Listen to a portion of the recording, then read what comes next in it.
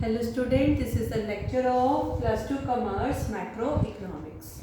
In previous lecture we will already discuss about circular flow, aggregates of national income. Now the last topic is method of to calculate the national income.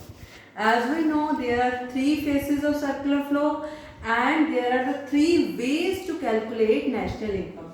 One is product method, income method and expenditure method. Firstly, we discuss the product method. The product method is also known as value added method.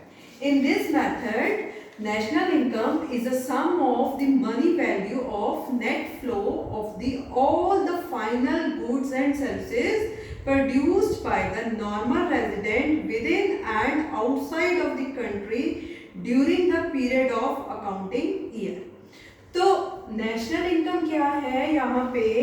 This is the net flow of all final goods and services produce. तो final goods हम कहाँ से calculate करेंगे? तो final goods calculate करेंगे the value of output minus intermediate goods के through. तो final goods कौन कौन सी होती हैं? फाइनल गुड्स में आप लोगों की आ जाती हैं. One is consumption goods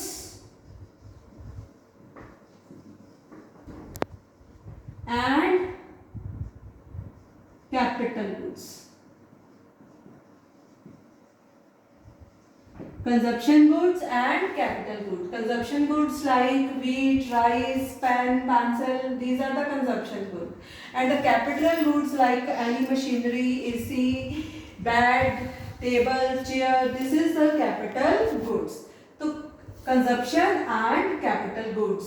यहाँ पे आप लोगों का फार्मूला क्या है? Gross value added. तो ग्रॉस वैल्यू एडेड को कैलकुलेट करने के लिए आप लोगों को value of output find out करनी पड़ेगी. तो value of output find out करने के लिए क्या क्या करना पड़ेगा? आप लोगों को जितनी भी सेल्स हैं फाइनल गुड्स की एंड चेंज इन स्टॉक, उनका कितना स्टॉक पड़ा है उसको कैलकुलेट करना पड़ेगा.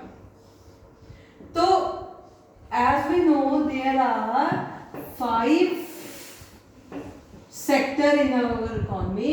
तो प्रोडक्शन सेक्टर क्या कर रहा है यहाँ पे? प्रोडक्शन सेक्टर जो है बाकी जितने सेक्टर्स को सेल्स कर रहा है. तो किस किस को सेल्स कर रहा है? Sales to household sector. फिर क्या कर रहा है? Sales to government sector. उसके बाद यहां पे सेल इंटरफर्म. इंटरफर्म किसी ए कंपनी को या बी कंपनी को वो सेल कर रहा है. ठीक है. उसके बाद अगर वो कोई एक्सपोर्ट कर रहा है वो भी एक तरह की क्या है? सेल है. तो सेल में क्या क्या चीजें इंक्लूड होंगी? Sales to household, sales to government sector, sales to interfirm and export. This is the total sales. उसके बाद आ जाएगा चेंज इन स्टॉक. तो चेंज इन स्टॉक का वही फार्मूला है जो ऑलरेडी आप लोगों ने काफी देर पहले भी डिस्कस किया था. Closing stock minus opening stock. तो चेंज इन स्टॉक निकालने के लिए closing stock minus opening stock किसका? फाइनल गुड्स का जितना भी क्लोजिंग स्टॉक या ओपनिंग स्टॉक पड़ा हुआ है वो आप लोगों ने कैलकुलेट करना है. ठीक है जी. उसके बाद आ गया इंटरमीडिएट्स गुड्स.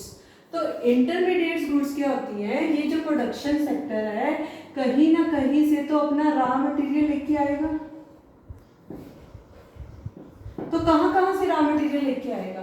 वो हाउस होल्ड सेक्टर से भी लेके आ सकता है, वो गवर्नमेंट सेक्टर से भी लेके आ सकता है, और तो और वो कोई इंटर फर्म्स के थ्रू भी अपना क्या कर सकता है? कोई रॉ मटेरियल लेके आ सकता है. तो अगर वो हाउस होल्ड सेक्टर से रॉ मटेरियल लेके आएगा तो हम लोग क्या कह सकते हैं? तो क्या कह सकते हैं? Raw material purchase from house hold sector. उसके बाद raw material purchase from government sector, या वो कोई इंटर फर्म्स के थ्रू भी अपनी जैसी किसी और फर्म्स के थ्रू भी रॉ मटेरियल जो है वो अपना परचेज करा सकता है, उनको सेल भी कर रहा है और उनसे परचेज भी कर रहा है। ठीक है जी। और या किसी अदर कंट्री से इंपोर्ट भी करा सकता है। तो ये सारे जो हैं वो क्या है, इंटरमीडिएट्स गुड्स है। तो इंटरमीडिएट्स गुड्स में क्या क्या होगा कि प्रोडक्शन सेक्टर जो भी हाउस होल्ड सेक्टर से परचेज कर रहा है, ठीक है, या गवर्नमेंट सेक्टर से कुछ परचेज कर रहा है, या कहीं अपनी जैसी फॉर्म से ही रॉ मटेरियल परचेज कर रहा है, तो भी वो क्या हो जाएगा, इंटरमीडिएट्स गुड्स। अगर किसी बाहर वाली कंट्री से, किसी फॉरेन कंट्री से वो इंपोर्ट कराता है, तो भी क्या हो जाएगा, इंटरमीडिएट्स गुड्स। इन इंटरमीडिएट्स गुड्स को हम लोगों ने अपने फार्मूले में लेस करना है, तो क्या कैलकुलेट हो जाएगा, ग्रॉस वैल्यू एडेड। तो gross value added equals to value of output. Value of output का फार्मूला है sales plus change in stock. ठीक है, उसमें से इंटरमीडिएट्स गुड्स माइनस हो जाएंगी, तो आप लोगों के पास क्या हो जाएगा, ग्रॉस वैल्यू एडेड। तो ग्रॉस वैल्यू एडेड को समझने के लिए यहाँ पे प्रोडक्शन सेक्टर ओनली वन। ठीक है, अगर आपके पास बहुत सारे प्रोडक्शन सेक्टर हैं, जैसे कि प्राइमरी सेक्टर अलग है, सेकेंडरी सेक्टर अलग से है, टर्शरी सेक्टर अलग से है, तो क्या करोगे, तो जितने भी प्रोडक्शन सेक्टर हैं, तो जितने भी प्रोडक्शन सेक्टर हैं, लाइक फॉर्म 1 है, फॉर्म बी है, फॉर्म सी है। सपोज ये प्राइमरी सेक्टर से डील कर रही है, ये सेकेंडरी सेक्टर से डील कर रही है, ये टर्शरी सेक्टर से डील कर रही है। तो अगर इकोनॉमी में 3 टाइप्स ऑफ फर्म्स हैं, तो उन सब का value of output minus intermediate goods हम कैलकुलेट करेंगे, और उनका समीशन क्या हो जाएगा, जीडीपी मार्केट प्राइस। तो जीडीपी मार्केट प्राइस को कैलकुलेट करने के लिए आप लोगों के पास फार्मूला है ग्रॉस वैल्यू एडेड समीशन, मतलब कि firm A plus firm B and plus firm सी।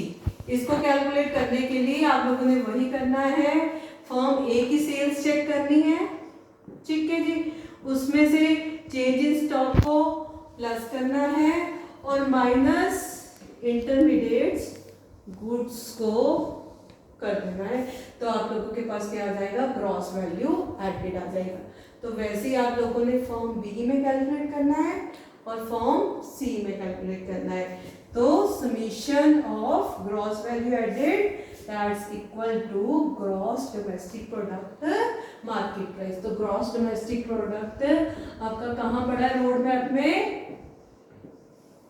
यहाँ फर्स्ट, जीडीपी मार्केट प्राइस।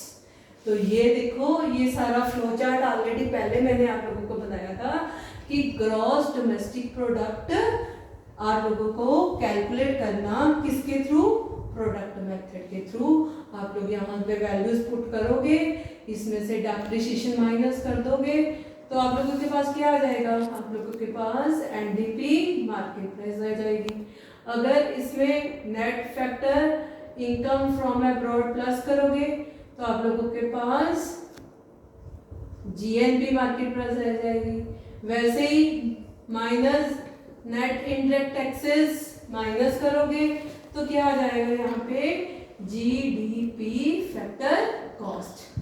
अगर आप लोगों ने नेशनल इनकम फाइंड आउट करनी है या domestic income, this is the domestic income and this is the national income. ये रोड मैप आप लोगों के पास बना हुआ है, यहाँ पे वेरिएबल्स पुट होंगे और आप लोग कहाँ पहुंच जाओगे, नेशनल इनकम।